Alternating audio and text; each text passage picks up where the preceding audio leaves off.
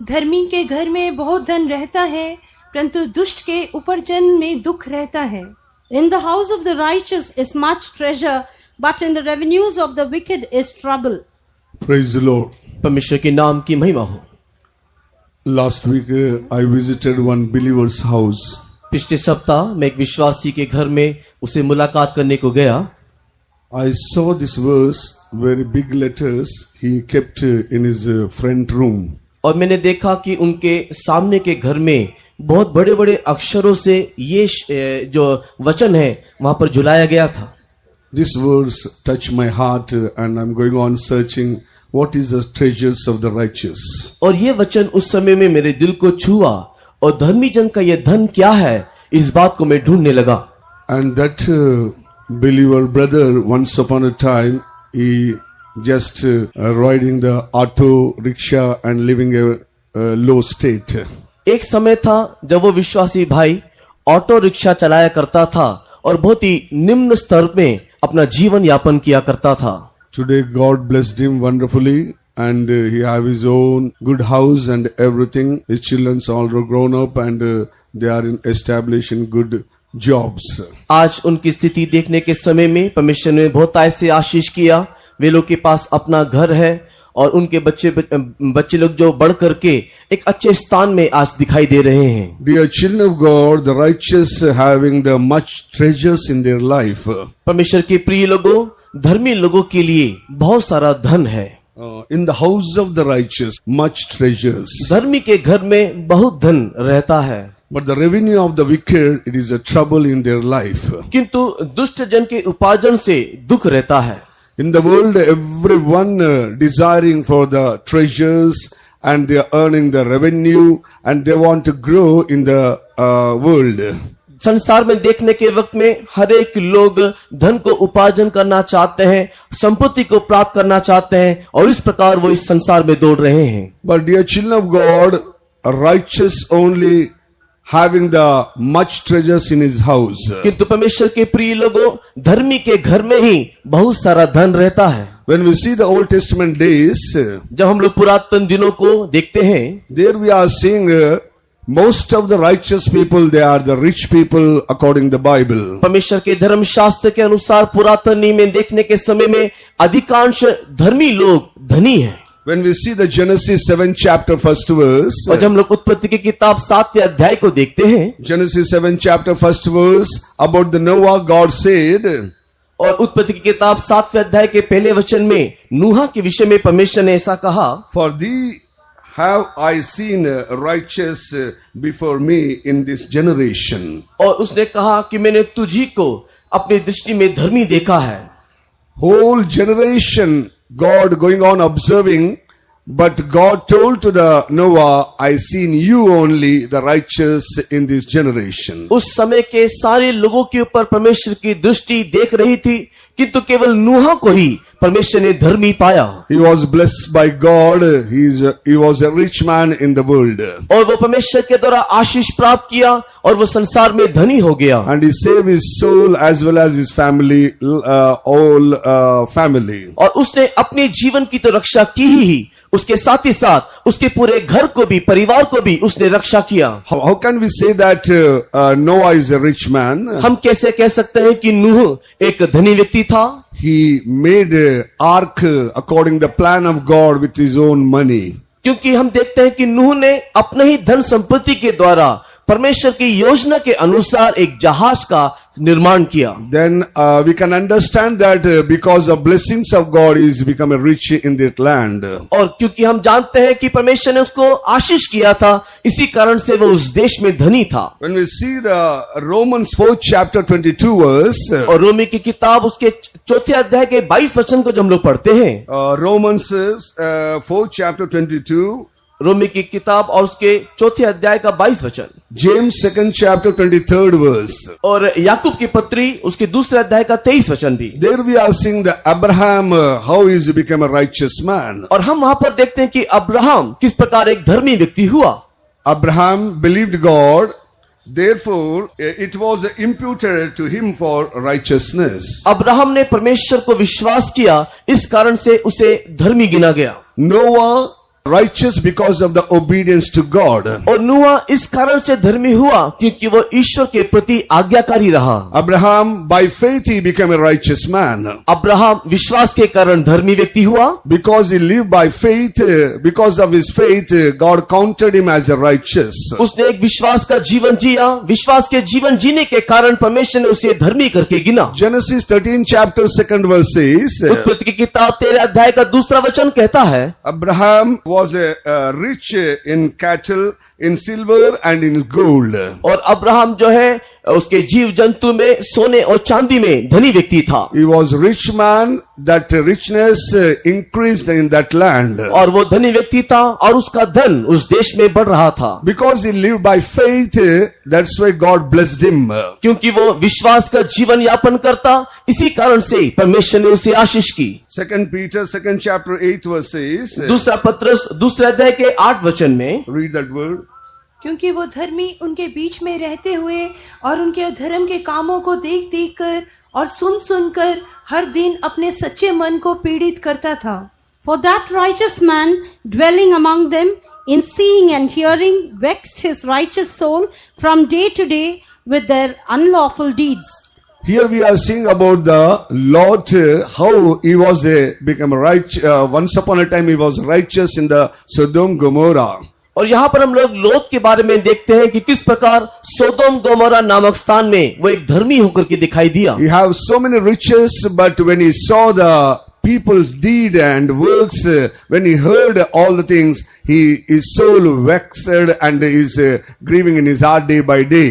और हम वहां पर देखते हैं कि वो एक धर्मी व्यक्ति था, किंतु वहां के लोगों के जब कामों को देखा, उनके सारे बातों को जब देखा, तो हम लोग देखते हैं कि उसके मन में किस प्रकार की पीड़ा हुई। Nowadays, so many righteous people also happening in their life. और आज के दिन में भी बहुत सारे धर्मी लोगों के जीवन में इस प्रकार की बातों को हम देखते हैं। They are seeing other deeds, they are seeing others' works and going on hearing, they are vexed in their soul and they are going on losing the righteous in their life. और वे लोग दूसरे की बातों को सुनते हैं, दूसरे के कामों को देखते हैं और इन सारी बातों को देखते हुए अपने मन में पीड़ा उत्पन्न करते हैं और धीरे धीरे धीरे वे अपनी धार्मिकता को खोते चले जाते हैं। Lastly, Lot lost every riches in his life and is become just fallen in his righteousness. और हम लोग देखते हैं कि लूत अंतिम दिनों में अपने सारी बातों को खो बैठा, यहाँ तक कि उसने अपनी धार्मिकता को भी खो दिया।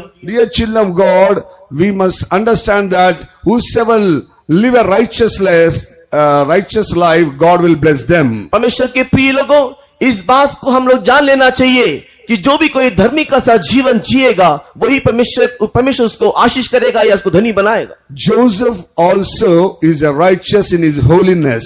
और यूसुफ के जीवन में भी हम देखते हैं कि वो पवित्रता के कारण धर्मी गिना गया। That's why God blessed him up to the mark of that land.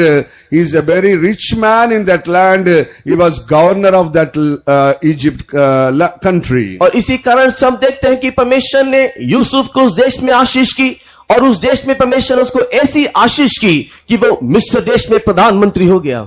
Dear children of God, because of his holiness, God lift him up to the state of the government in Gentile in the other country. परमेश्वर के प्रिय लोगों, यूसुफ की जिंदगी में दिखाई देने वाले पवित्रता के कारण परमेश्वर ने उसको अन्य देश में एक बहुत ही ऊंचा पदवी उसको प्रदान किया।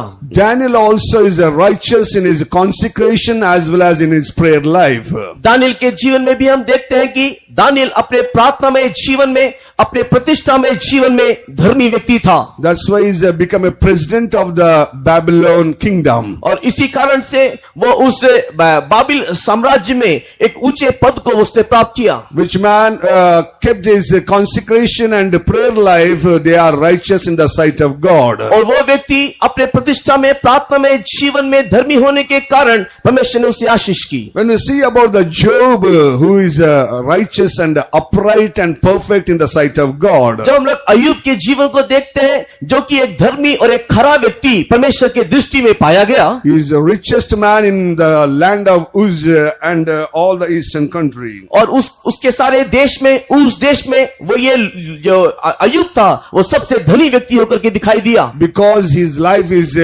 just prayer and praising. That means giving the offering every day to God. उसका जीवन एक ऐसा जीवन था जो हमेशा स्तुति और प्रार्थना में वो बिताया करता था, अर्थात वो परमेश्वर के निमित्त हमेशा बलियों को चढ़ाता था। Dear children of God, when we are living a righteous life on this earth, whosoever you may be, you are going to bless by God. परमेश्वर के प्रिय लोगों, इस पृथ्वी में जीवन जीने के समय में अगर हम एक धर्मी किसी जीवन को जिएंगे, तब हम कोई भी क्यों ना हो, हमारा परमेश्वर हमें आशीष करेगा। You want riches in the world, you want treasures in the world, you want blessed by God also you're expecting, but same time, are you living a righteous life? Examine this evening. हम इस संसार में एक धनी जीवन जीना चाहते हैं, संपत्ति को प्राप्त करना चाहते हैं, हम चाहते हैं कि परमेश्वर हमें आशीष करे, तब हमें चाहिए कि उसके साथ ही साथ हम किस प्रकार की धार्मिकता की सी जीवन जी रहे हैं, इस बात को अपने जीवन में हम जांच के देखें। Old Testament saints, so many people, they are becoming righteous and they are blessed by God.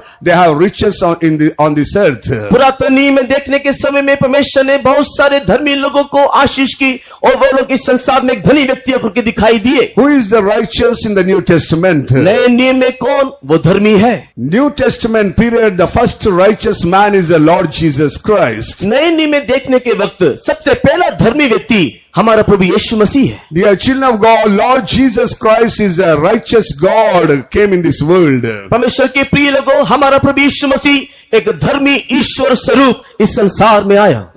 He was a righteous God who made the form of the man and came in this world. वो एक धर्मी ईश्वर मनुष्य का रूप धारण करके इस संसार में वो आया। How he became a righteous man?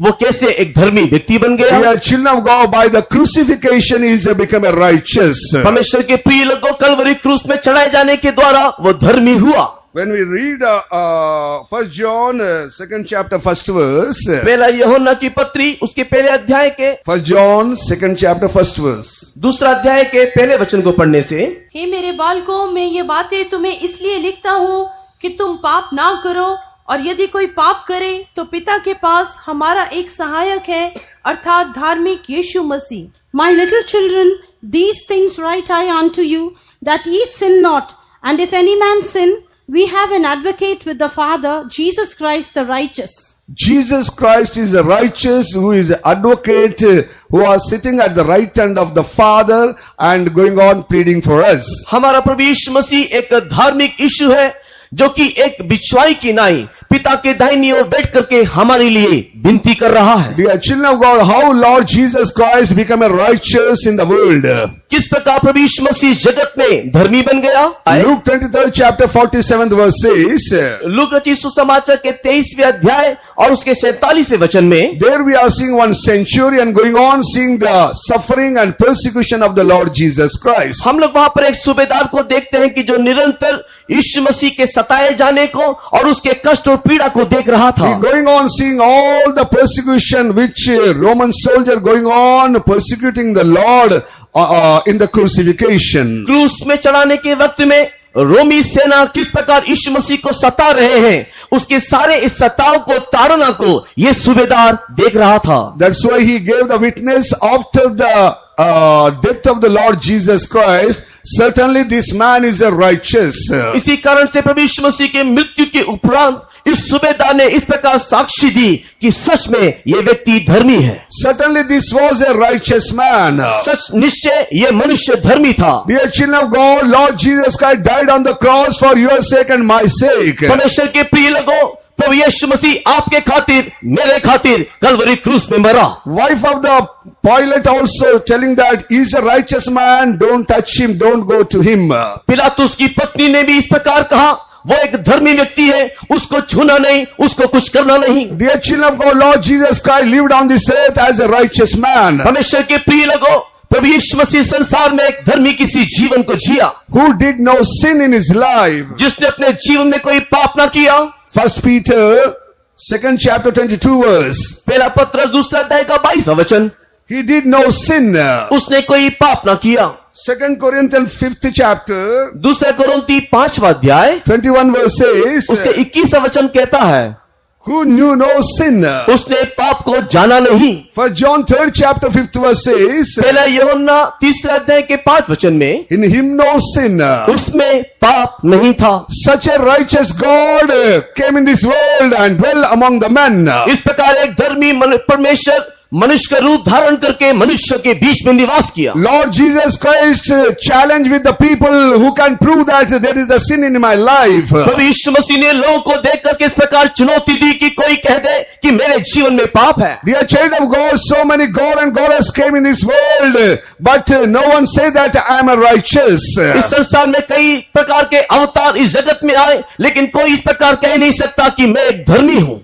Lord Jesus Christ is challenged with others that who can prove that there is a sin in my life. लेकिन प्रभु यीशु मसीह ने यह चुनौती दी कि कौन इस बात को साबित कर दे कि मुझ में पाप है। Such a holy God came in this world as a righteous man and died for the mankind. इस प्रकार एक पवित्र परमेश्वर इस जगत में आया मानव जाति के लिए, उसने अपना प्राण न्यौछावर कर दिया। What are the blessings you are going to receive from the crucifixion? और इस कलवरी क्रूस में चढ़ाए जाने के द्वारा क्या क्या आशीष हम लोग उस परमेश्वर से पा सकते हैं। What man cannot do for you, Lord Jesus Christ done on the cross. जो मनुष्य आपके लिए कर नहीं सकता वही काम प्रभु यीशु मसीह ने आपके लिए कलवरी क्रूस में कर दिया। Because of the death of the cross of the Lord Jesus Christ, He prepared a forgiveness for your sin. प्रभु यीशु मसीह कलवरी क्रूस में मृत्यु प्राप्त करने के कारण आपके लिए एक क्षमा को उसने तैयार किया है। He prepared the power of the healing on the Calvary. उसने कलवरी में एक संगाई के सामर्थ को सृष्टि किया है। He abolished the power of the death उसने मृत्यु के शक्ति को नेस्तनाबूद किया and removed all the curse from the mankind. मनुष्य के मानव जाति के ऊपर से सारे श्राप को उसने मिटा डाला। Because of the death of the cross, Lord prepared this 4 blessings for the mankind. और कलवरी क्रूस में यीशु मसीह के मृत्यु के द्वारा मनुष्य के लिए इस प्रकार के 4 आशीर्वाद को उसने दिया। Because of the sin only, man not having the peace and joy in his life. मनुष्य के जीवन में पाप होने के कारण उसके अंदर शांति विश्राम नहीं। Because of the sin, man unable to live a peaceful life on this earth. इस पृथ्वी में पाप में जीवन जीने के कारण शांति से वो जीने नहीं पा रहा। Because of the sin, man receives so many sickness in his body. अपने जीवन में पाप करने के कारण शरीर में कई प्रकार की बीमारियों का सामना कर रहा है। Dear children of God, because of the sin only, you are not blessed in your house. आपके जीवन में दिखाई देने वाले पाप के कारण ही आपके घर में आशीष नहीं। Sin is the cause for all your failures in your life. आपके जीवन के सारे पराजय का कारण आपका पाप है। If you understand your sin and confess before the Lord, Lord Jesus Christ already prepared a forgiveness on the cross. यदि हम हमारे पापों को जानते हुए प्रभु यीशु मसीह के पास आएंगे तो कलवरी क्रूस में जो पहले से हमारे लिए क्षमा दे दिया उस क्षमा को हम लोग देखने पाएंगे। Lord Jesus Christ hanged on the cross and told to the Father, Father, what they are doing, they do not know, forgive them. जब प्रभु यीशु मसीह कलवरी क्रूस में झूल रहा था उस समय में उसने पिता को देख करके ऐसा प्रार्थना किया कि हे पिता, इन्हें तू क्षमा कर क्योंकि ये नहीं जानते कि ये क्या कर रहे हैं। Dear children of God, when your sins are forgiven, you are become a righteous man. परमेश्वर के प्रिय लोगों, जब आपकी पाप की क्षमा हो जाती है तब आप एक धर्मी व्यक्ति बन जाते हो। How many days you will live in the sin, you will not receive any treasures and blessings from the Lord. जब तक आप इस संसार में पाप में जीवन को जियोगे तब तक इस संसार में परमेश्वर के द्वारा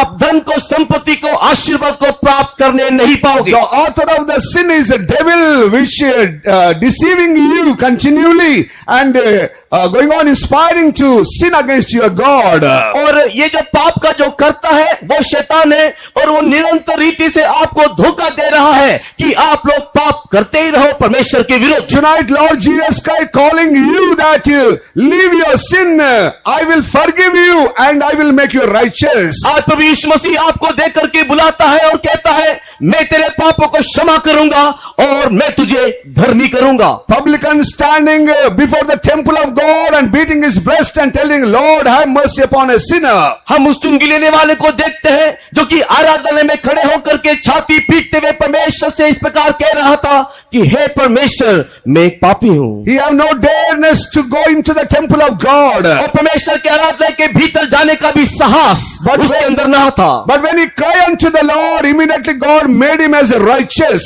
जैसे उसने परमेश्वर की ओर देख करके दुहाई दी, परमेश्वर ने उसे धर्मी कर दिया। That's why, dear children of God, by the power of the forgiveness, Lord going to make you as a righteous man. इसलिए परमेश्वर के प्रिय लोगों, उस क्षमा के शक्ति के द्वारा परमेश्वर आपको भी धर्मी बना सकता है। Whatever sicknesses you may have tonight, God going to deliver you. जो भी कोई बीमारी आज आपका क्यों ना हो, आज परमेश्वर आपको छुड़ाएगा। Because of his stripes, whatever received in his body, all the stripes going to heal your body. प्रभु यीशु मसीह ने अपने शरीर में जो कोड़ों का प्रहार को खाया, उस कोड़े के प्रहार के द्वारा प्रभु यीशु मसीह आपको चंगा करेगा। Whatever sickness it may be, it is not hard for the Lord Jesus. आपकी बीमारी क्यों ना कुछ भी हो, वो यीशु मसीह को चंगाई करने के लिए नामुमकिन नहीं। Tonight, if you believe, you can see the glory of God. आज की रात यदि आप परमेश्वर को विश्वास करोगे, आप परमेश्वर की महिमा को देखोगे। Thirdly, you are going to deliver from the fear of death.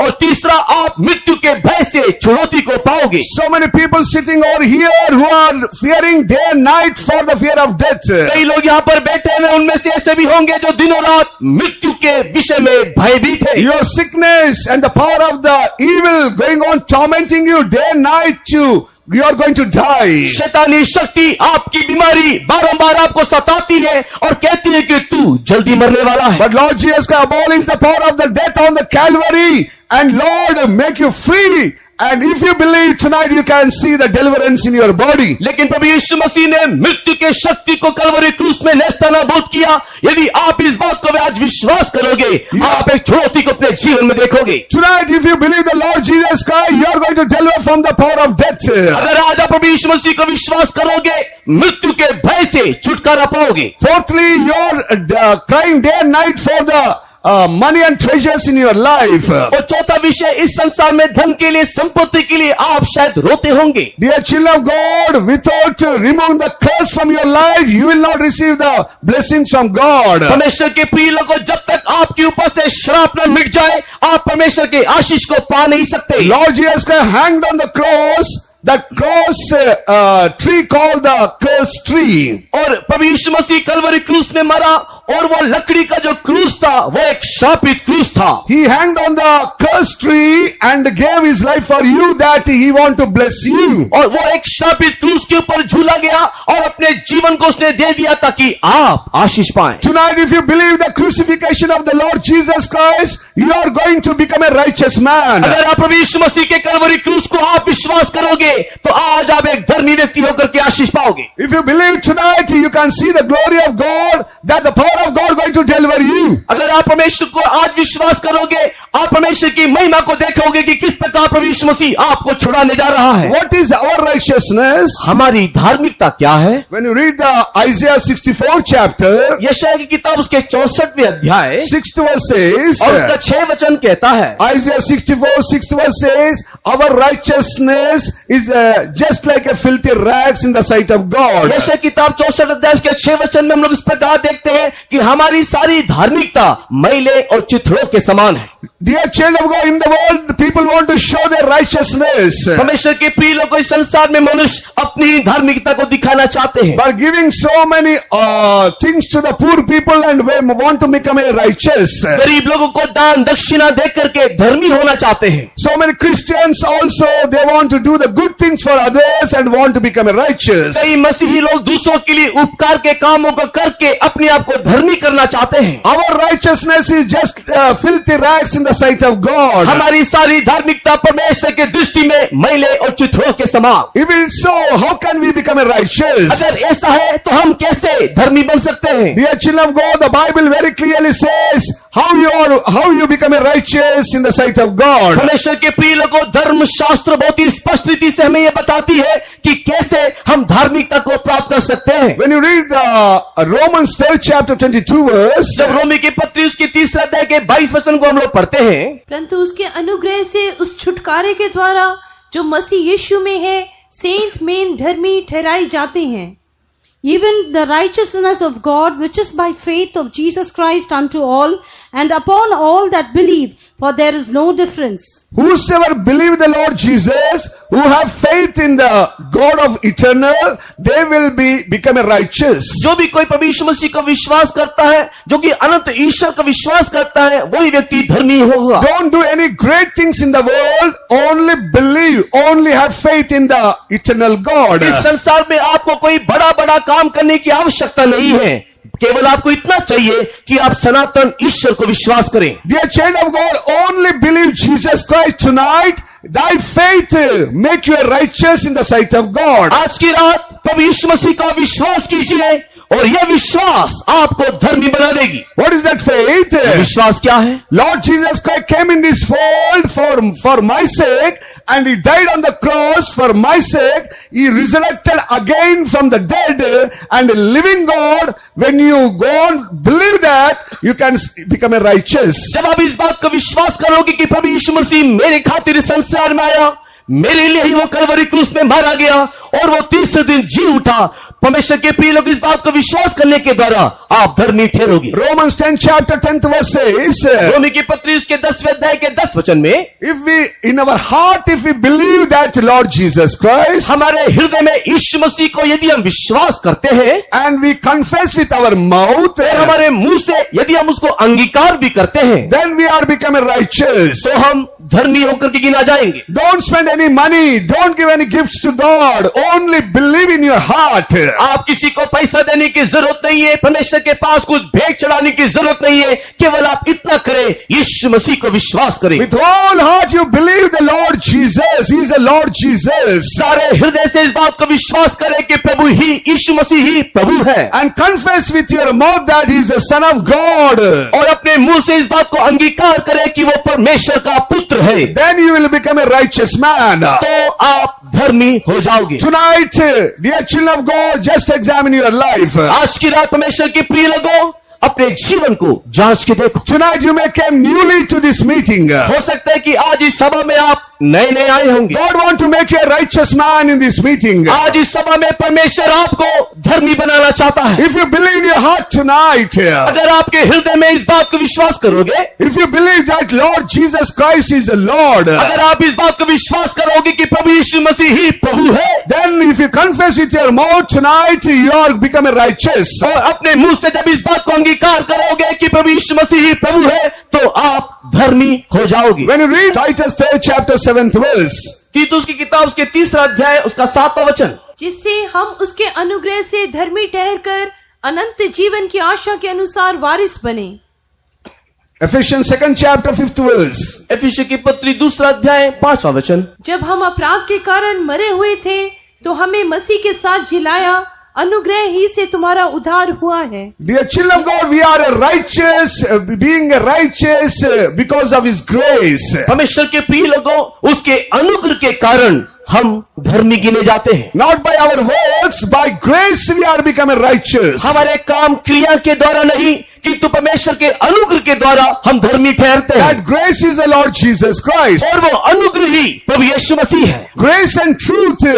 He came in this world by grace and truth. प्रभु यीशु मसीह अनुग्रह और सत्य से परिपूर्ण होकर के इस जगत में आया। That's why that grace only make you a righteous in the sight of God. इसी कारण से वही अनुग्रह परमेश्वर के दृष्टि में आपको धर्मी बना सकता है। This grace is a freely God going to give you because of the Calvary. और ये अनुग्रह बिना किसी मूल्य के कलवरी क्रूस के कारण आपको दिया जाता है। If you believe the Lord Jesus Christ, this grace will make you a righteous man. जब आप प्रभु यीशु मसीह को विश्वास करोगे, तो ये अनुग्रह आपको धर्मी बना देगी। This grace will make you free from all your sin and sickness, all the burdens of the world.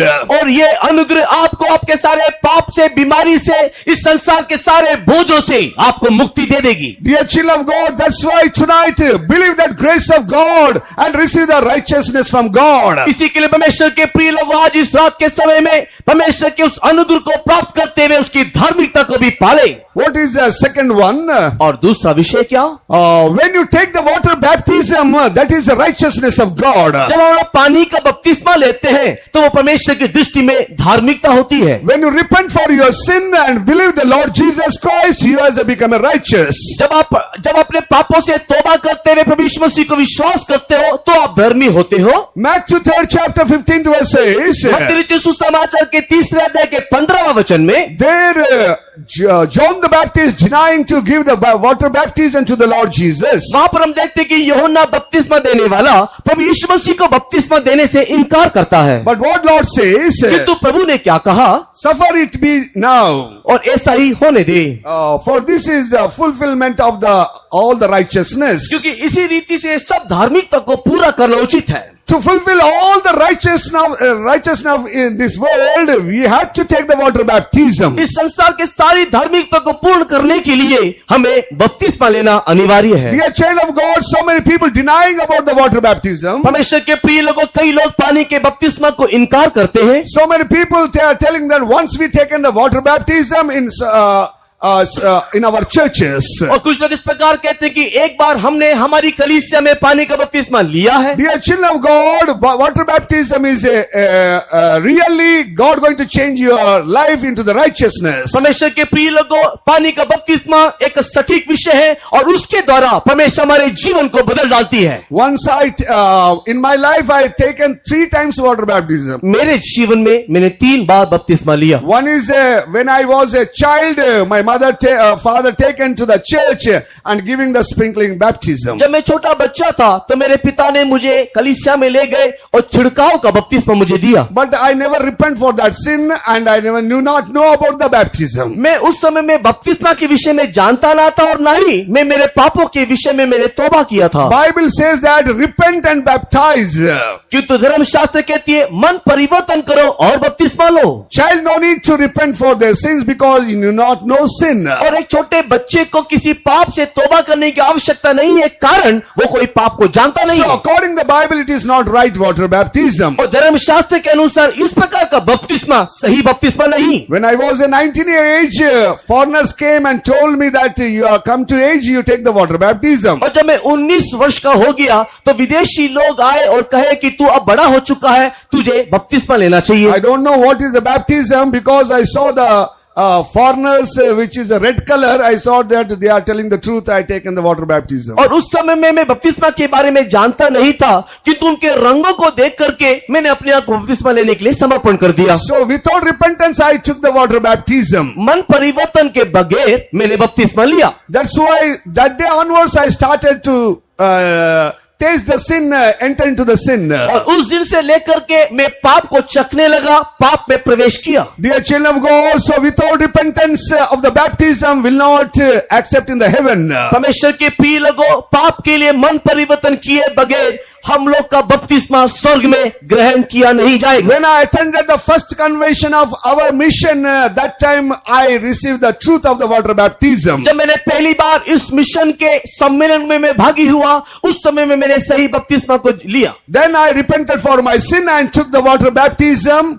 And God helped me to become a righteous man. और मैं मेरे पापों के लिए मन परिवर्तन करके पानी का बपतिस्मा लिया और परमेश्वर ने मुझे धर्मी व्यक्ति बनने के लिए सहायता की। Dear child of God, water baptism is just not bathing and just dipping the water. There is 7 blessings in the water baptism. परमेश्वर के प्रिय लोगों, पानी का बपतिस्मा मतलब ये नहीं कि हम लोग अपने शरीर से मैल को दूर करते हैं या पानी में डुबकी लगाते हैं, किंतु पानी के बपतिस्मा में 7 प्रकार की आशीषों को हम लोग प्राप्त करते हैं। When you take the really water baptism in the hands of the saints who are anointed by the Lord, जब आप लोग सच में परमेश्वर के द्वारा अभिषिक्त दासों के हाथों से पानी का सही बपतिस्मा लोगे, dear child of God, all these 7 blessings you are going to receive in your life. उस समय में आपके जीवन में ये सारी 7 आशीषों को आप लोग प्राप्त करने पाओगे। Luke 7 chapter 30 verse says, लूका रचित सुसमाचार 7वें अध्याय के 30 वचन में, when we take the water baptism, we are fulfilling, otherwise obeying the counsel of God. जब हम लोग पानी का बपतिस्मा लेते हैं, उस समय में ईश्वर की सलाह को अपने जीवन में हम लोग स्वीकार करते हैं। When we obedience to the counsel of God, then God will make us righteous man. जब आप परमेश्वर की सलाह को स्वीकार करने लगते हैं, तब वही परमेश्वर हमें धर्मी बनाने लगता है। Secondly, Mark 16 chapter 16th verse says, दूसरा, मार्कुस के सुसमाचार 16वें अध्याय के 16 वचन में, he that believeth and take the water baptism is going to be saved. जो कोई विश्वास करे और बपतिस्मा ले, उसी का उद्धार होगा। Dear children of God, when you believe the Lord Jesus Christ and take the water baptism, you are going to save. परमेश्वर के प्रिय लोगों, जब आप प्रभु यीशु मसीह को विश्वास करके पानी का बपतिस्मा लेते हो, तो आपका उद्धार होता है। Don't believe any man, don't believe any pastor, don't believe any person. Believe the Lord Jesus who died on the cross for your sake. आप किसी मनुष्य के ऊपर विश्वास ना करें, आप किसी पादरी के ऊपर विश्वास ना करें, आप किसी व्यक्ति के लिए पानी का बपतिस्मा ना ले, कि तो प्रभु यीशु मसीह जो आपके लिए कलवरी क्रूस में मरा है, उसी को केवल आप विश्वास करें। If you are not going to take the water baptism, there is a condemnation, there is a judgment also. अगर आप पानी का सही बपतिस्मा नहीं लोगे, तो आपके लिए एक दोष है, आपके लिए एक दंड भी है। That's why tonight, with the really confession and repentance, take the water baptism, take the decision, God going to save your soul. इसी कारण से आज की रात एक सच्चे स्वीकार के साथ पानी का बपतिस्मा लेने के लिए अपने आप को समर्पण करें, परमेश्वर आपकी प्राण की रक्षा करेगा। Acts 2nd chapter 38 verse says, प्रेरितों के काम दूसरे अध्याय के 38 वचन में, repent and baptize for the remission of sin. और अपने पापों से मन परिवर्तन करते हुए तू पानी का बपतिस्मा ले। Dear child of God, when you take the water baptism, there is a remission of sin in your life. परमेश्वर के प्रिय लोगों, जब आप लोग पानी का बपतिस्मा लेते हो, उस समय में पाप की क्षमा को आप लोग प्राप्त करते हो। If you take a really baptism, God going to forgive all your sins, and that there is a remission of sin in your life. जब आप लोग एक सही पानी का बपतिस्मा के लोगे, पाप की क्षमा को आप अपने जीवन में प्राप्त करोगे। He will blot out all your sins and make you a righteous in the sight of God. वो आपके जीवन के सारे पापों को मिटा डालेगा, ईश्वर की दृष्टि में वो आपको धर्मी बना देगा। Acts 22nd chapter 16th verse says, प्रेरितों के काम 22वें अध्याय के 16 वचन में, when you take the real baptism with the repentance, जब मन परिवर्तन के साथ अब आप एक सही बपतिस्मा लेते हो, when you pray and take the water baptism, जब आप प्रार्थना करके पानी का बपतिस्मा लोगे, there St. Paul telling that why thou tarriest, pray and take the water baptism. वापस संत पौलुस कहता है कि तू अब क्यों देर करता है, प्रार्थना कर और तू बपतिस्मा को ले ले। So many children are going on postponing the water baptism. कई परमेश्वर के बच्चे लोग पानी का बपतिस्मा लेने के लिए देरी करते करते चले जा रहे हैं। Coming of the Lord is very nigh. Tonight if the Lord comes, what is your position? प्रभु यीशु मसीह का आगमन बहुत ही शीघ्र होगा। अगर आज की रात प्रभु यीशु मसीह आ जाए, तो आपकी अवस्था क्या होगी? You are postponing about the water baptism. If the Lord comes, how can you rapture? आप बपतिस्मा के विषय में देरी कर रहे हो, और यदि प्रभु यीशु मसीह का आगमन हो जाए तो क्या होगा? St. Paul telling in the same verse, why thou tarriest, pray and take the water baptism. संत पौलुस वहां पर कहता है, क्यों देरी कर रहा है, प्रार्थना कर और बपतिस्मा ले। When you take the water baptism, your sins will washed out. जब आप पानी का बपतिस्मा लोगे, आपका पाप धो दिया जाएगा। That's why, dear children of God, if you obey the word of God, God will wash out all your sins and make you a righteous man. परमेश्वर के प्रिय लोगों, जब आप परमेश्वर की आज्ञा को मानोगे, उस समय में परमेश्वर आपके सारे पापों को धो डालेगा और आपको वो धर्मी बना डालेगा। 1 Peter 3rd chapter 21 verse says, पहला पत्रस 3 अध्याय के 21वें वचन में, when you take the real baptism, जब आप लोग सही बपतिस्मा लेते हो, so that is a sign of the good conscience in our life. उस समय में हमारे जीवन के प्रति एक शुद्ध विवेक हम लोग प्राप्त करते हैं। Answer of the good conscience is the really water baptism. और अपने शुद्ध विवेक को प्राप्त करना ही एक सही पानी का बपतिस्मा है। When you are going on doing the sin, that time your conscience is not working, is already dead. जब आप लोग पाप करते जा रहे हो, उस समय में आपका विवेक आपके विरुद्ध में काम नहीं करता, वो तो मर जाता है। But when you take the real baptism, the good conscience will start in your life. जब आप पानी का बपतिस्मा लेते हो, आपके जीवन में एक शुद्ध विवेक कार्य करना आरंभ करता है। So when man receiving the good conscience from God by the water baptism, he has become righteous. जब परमेश्वर के दृष्टि में एक बपतिस्मा के द्वारा शुद्ध विवेक को एक मनुष्य प्राप्त करता है, तो वो धर्मी गिना जाता है। Dear child of God, tonight examine your life.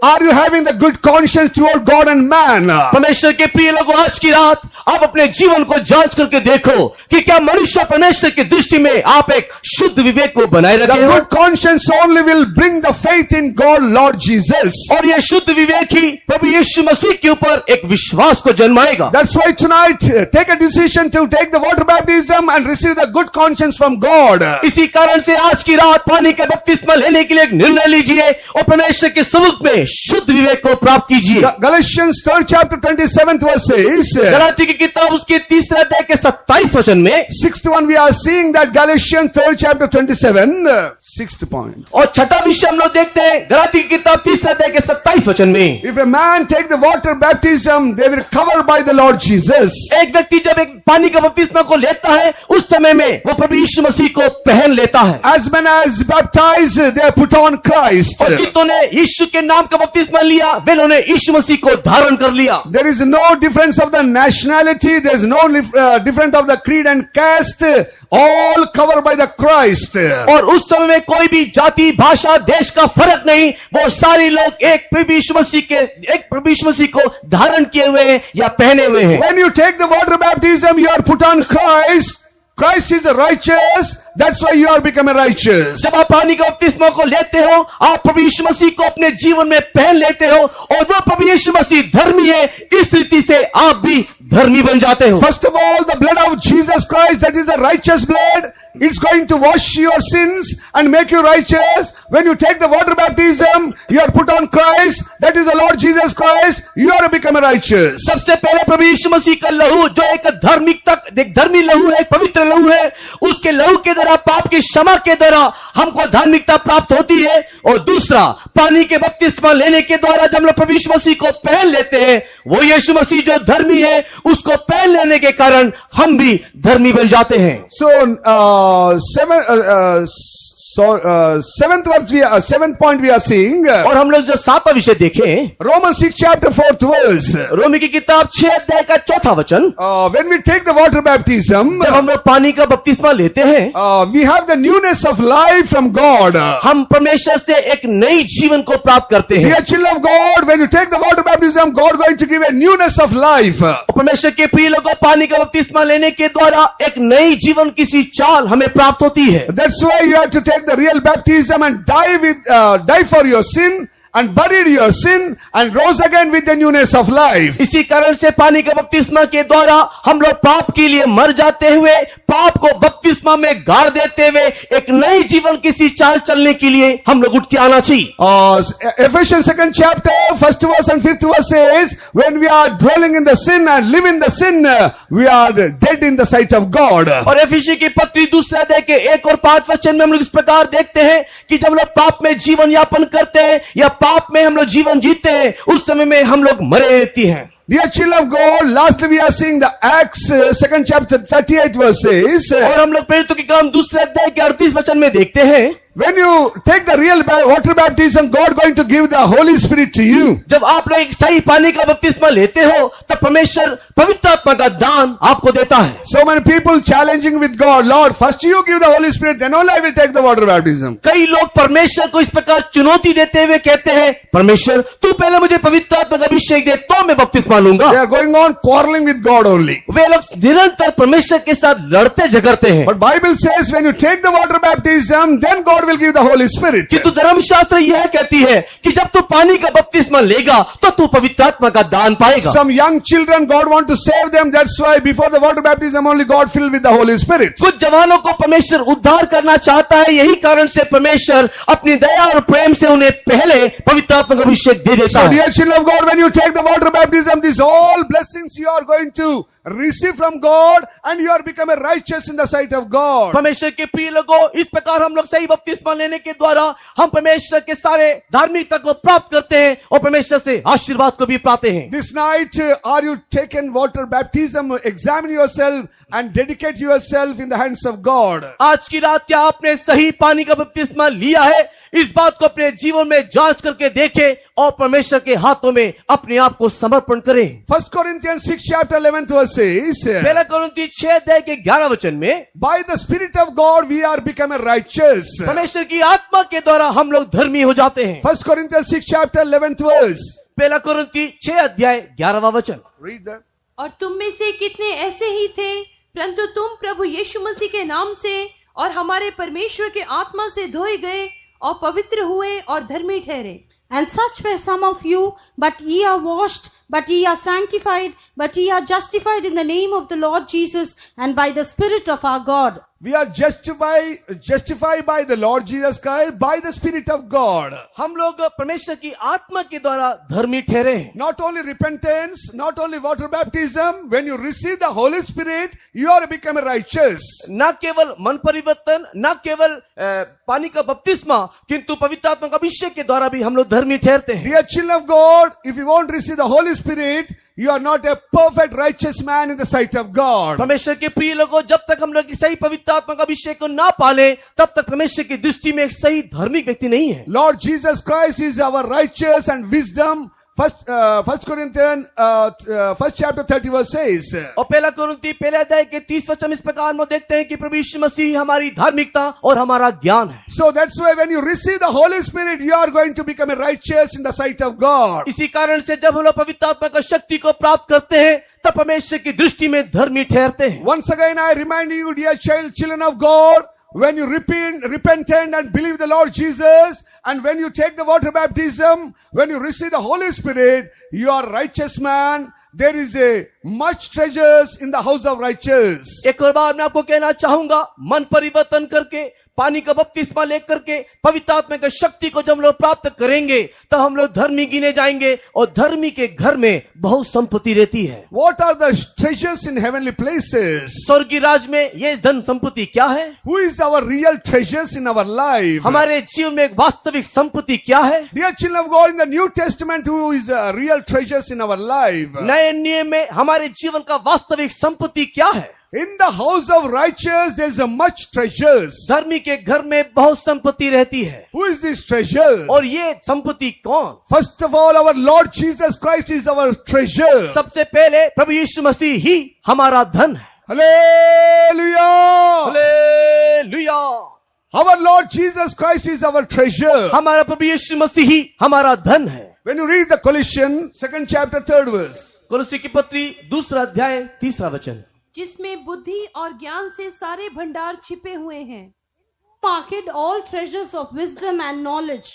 All the treasures and wisdom of knowledge, it is hidden in the Lord Jesus Christ. सारे बुद्धि और ज्ञान का जो भंडार है, प्रभु यीशु मसीह में छिपा हुआ है। Dear children of God, the real treasures will start in the wisdom and knowledge. और परमेश्वर के प्रिय लोगों, ज्ञान और बुद्धि में ही एक वास्तविक धन नहीं तो संपत्ति है। When you really become a righteous man, God going to give the wisdom and knowledge in your life. जब आप एक सच में धर्मी व्यक्ति बन जाओगे, तब परमेश्वर आपके जीवन में आपको ज्ञान और बुद्धि प्रदान करेगा। Lord Jesus Christ, a real treasure, will come through the wisdom and knowledge of God. और प्रभु यीशु मसीह जो एक वास्तविक धन या संपत्ति है, ज्ञान और बुद्धि के सब स्वरूप, वो आपके जीवन में प्रवेश करेगा। That's why when you receive Christ in your life, the wisdom and knowledge also enter in your life. इसी कारण से जब प्रभु यीशु मसीह को अपने जीवन में आप लोग ग्रहण करते हो, तो प्रभु यीशु मसीह को अपने जीवन में प्रवेश करवाने के द्वारा ज्ञान और बुद्धि भी आप में प्रवेश करती है। When you receive that wisdom and knowledge,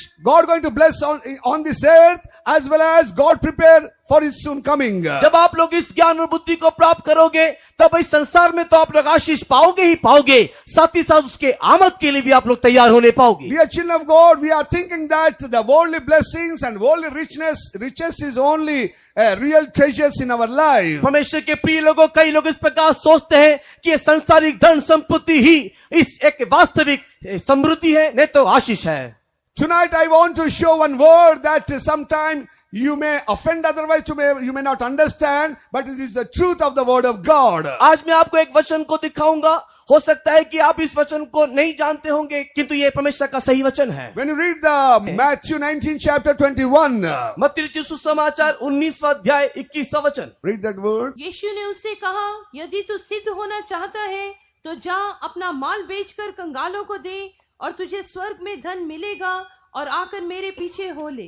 Jesus said unto him, If thou wilt be perfect, go and sell that thou hast, and give to the poor, and thou shalt have rich treasure in heaven, and come and follow me. Dear child of God, there is a treasures in heaven, the word of God says. परमेश्वर का वचन कहता है स्वर्ग में एक धन है। All the believer righteous people must understand this truth. सारे विश्वासी लोग, सारे धर्मी लोग इस सच्चाई को जानना चाहिए। There is a treasures in heavenly places. स्वर्गीय स्थान में एक धन है। If you want to become a perfect, अगर आप सिद्ध होना चाहते हो, if thou will be perfect, अगर तू चाहता है कि तू सिद्ध हो जाए, that shall have treasures in heaven. Thou shall have treasures in heaven. तो तुझे चाहिए कि तू स्वर्ग में अपने धन को पाले। If you are perfect, then you have the treasures in heaven. अगर तू सिद्ध हो जाएगा तो स्वर्ग में तेरे लिए धन भी होगा। Dear children of God, that boy is a very rich man. परमेश्वर के प्रिय लोगों, वो जवान व्यक्ति बहुत ही धनी व्यक्ति था। That young man is a very perfect according the law. He never sinned. And he is a very perfect, and Lord Jesus Christ loved him. और हम इस जवान व्यक्ति के जीवन के विषय में देखते हैं, व्यवस्था के अनुसार वो एक सिद्ध व्यक्ति था। प्रभु यीशु मसीह भी उसको बहुत प्यार करता था। But he told that if you want thou be perfect, you just sell all your riches and give to the poor. लेकिन प्रभु यीशु मसीह ने उस जवान व्यक्ति को ऐसा भी कहा कि अगर तू सिद्ध होना चाहता है तो जा अपने सारे संपत्ति को कंगालों को दे दे।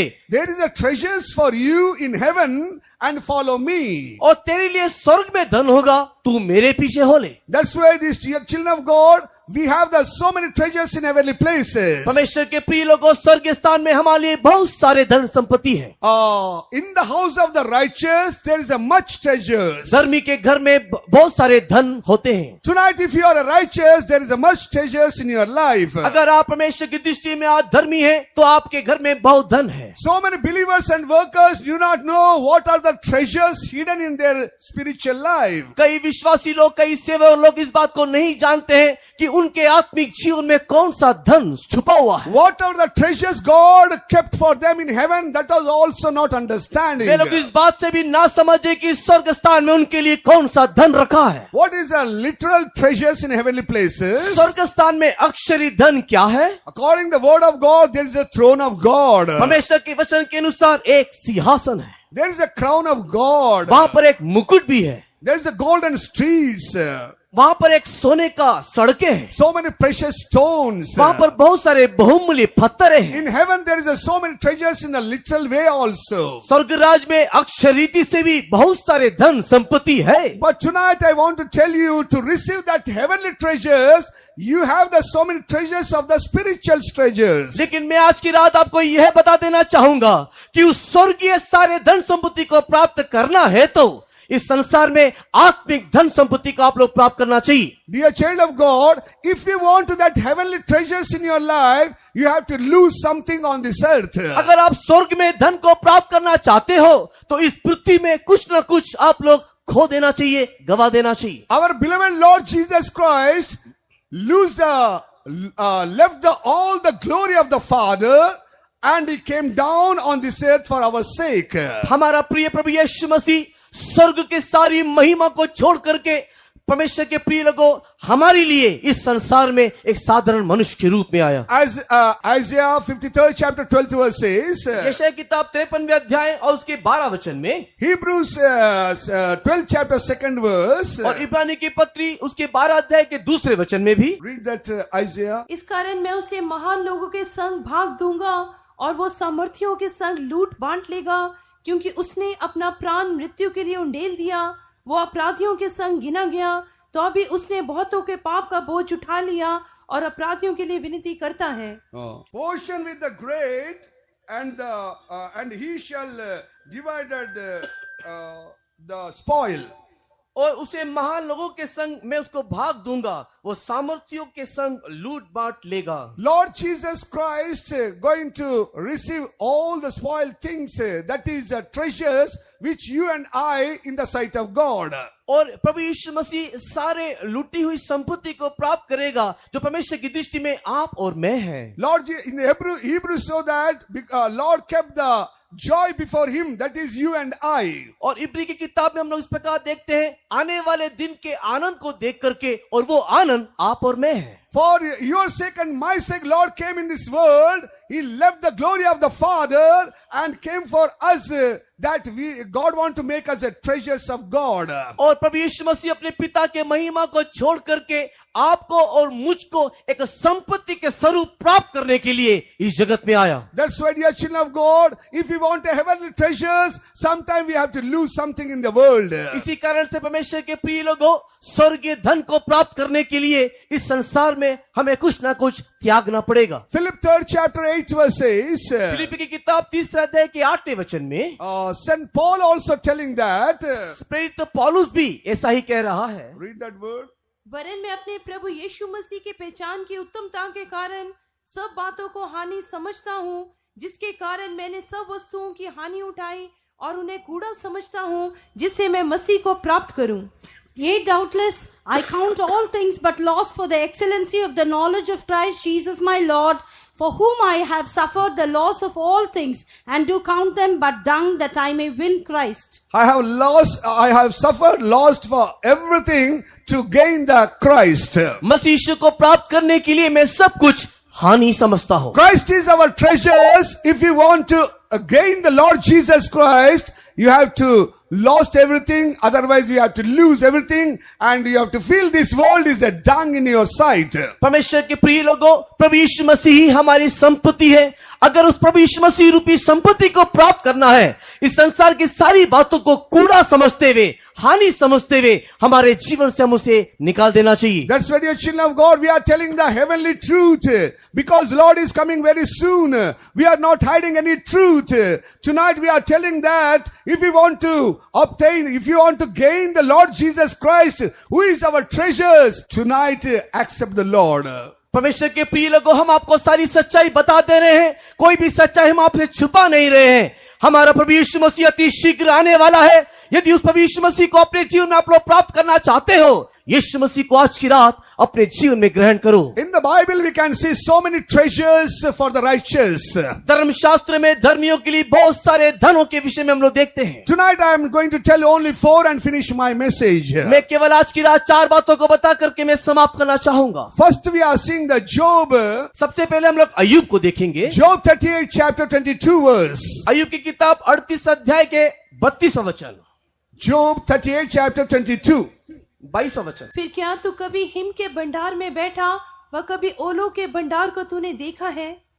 Hast thou entered into the treasures of the snow, and hast thou seen the treasures of the hail? Here we are seeing the treasures of the snow. हम यहाँ पर हिम के भंडार को देखते हैं. Dear child of God, this snow shows about our holy life as well as purity in our life. ये him जो है हमारे जीवन के पवित्रताई को, हमारे जीवन के शुद्धता को दिखाता है. Hast thou entered into the treasures of snow? क्या तुम कभी भी हिम के भंडार में बैठे हो? Dear children of God, righteous people treasure is the holiness and purity. परमेश्वर के प्रिय लोगों, धर्मी लोगों का जो संपत्ति है वो पवित्रताई और शुद्धता है. When we have the holiness and purity, that is our treasure to get ready for the coming of the Lord. जब हम लोग धर्मी हो जाते हैं, उस समय में पवित्रताई और शुद्धता एक संपत्ति के रूप में हमें मिलता है, ताकि हम उसके आमद के लिए तैयार होने पाएं. That's why we have to enter into this snow in our life. इस कारण से हमें चाहिए कि हम लोग इस हिम में, बर्फ में प्रवेश करें. One man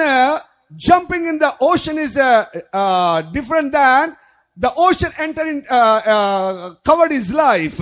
एक व्यक्ति एक समुद्र में कूदना एक दूसरी बात है, और एक समुद्र आकर के एक मनुष्य को आकर के डुबो देना एक दूसरी बात है. When a man dying, that was jumping in the sea, is entering to the holiness. अगर एक व्यक्ति समुद्र में कूदता है तो वो पवित्रता में प्रवेश करता है. So many Christians, they want to enter into the holiness. कई मसीही लोग इस पवित्रता में प्रवेश करना चाहते हैं. They will practicing, they are trying, they are crying, they are just going on asking the Lord to enter into the holiness. और वे लोग परमेश्वर के सम्मुख में प्रार्थना करते हैं, कोशिश करते हैं, वो लोग इस प्रकार प्रयत्न करते रहते हैं कि वे लोग पवित्रता में प्रवेश कर सके. Dear child of God, entering into the jumping in the sea is not a great thing, but we have to cover by the sea. The holiness must cover in our life. The holiness must fill in our life. That is the greatest experience. That is a treasure. परमेश्वर के प्रिय लोगों, हम लोग समुद्र में चले जाना कोई बड़ी बात नहीं है,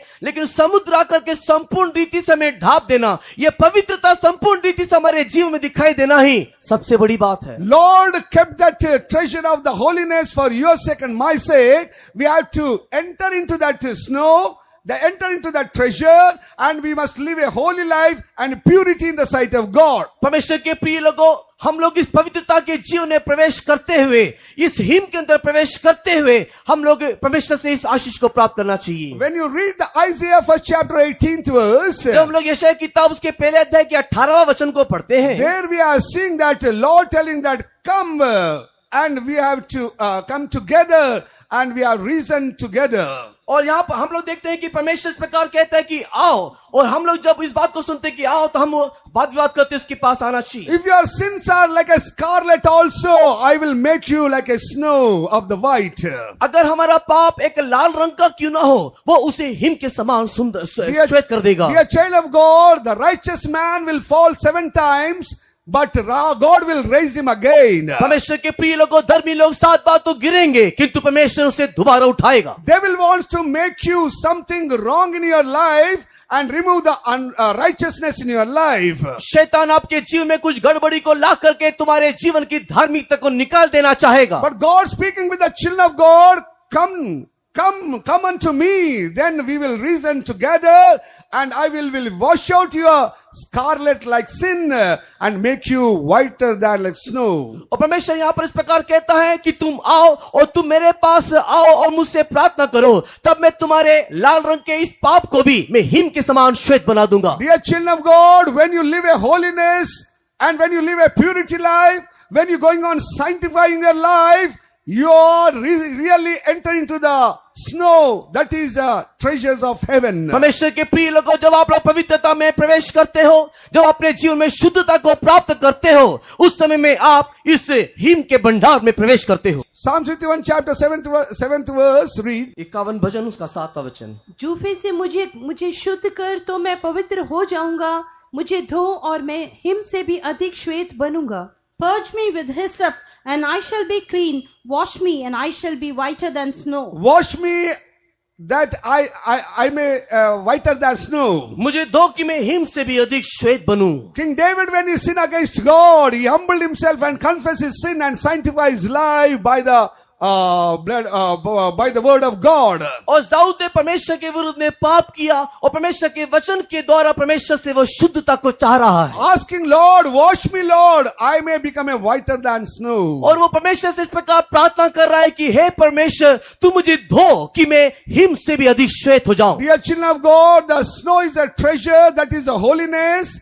When you go on sanctifying, continuing your life, your purity and holiness you can maintain, and that is your treasures in heaven. परमेश्वर के प्रिय लोगों, हिम जो है एक भंडार के स्वरूप है। जब निरंतर रीति से हम परमेश्वर के सम्मुख में शुद्धता और पवित्रता को प्राप्त करते रहते हैं, तो वो हमारे लिए एक धन, एक भंडार हो जाता है। Second, we are seeing the Deuteronomy 33 chapter. दूसरा व्यवस्था विवरण उसके 33वें अध्याय 13th verse. I think so. उसका 13 वचन। फिर यूसुफ के विषय में उसने कहा, इसका देश यहोवा से आशीष पाए, अर्थात आकाश के अनमोल पदार्थ और ओस और वो गहरे जल जो नीचे हैं, और सूर्य के पकाए हुए अनमोल फल और जो अनमोल पदार्थ चंद्रमा के उगाए उगते हैं। And of Joseph he said, Blessed of the Lord be his land, for the precious things of heaven, for the dew and for the deep of that coucheth beneath, and for the precious fruits brought forth by the sun, for the precious things put forth by the moon. Dear children of God, the word of God very clearly says that the dew come from heaven, the precious thing come from heaven. These all things shows about the doctrine of Christ and doctrine of the apostle. परमेश्वर के प्रिय लोगों, हम लोग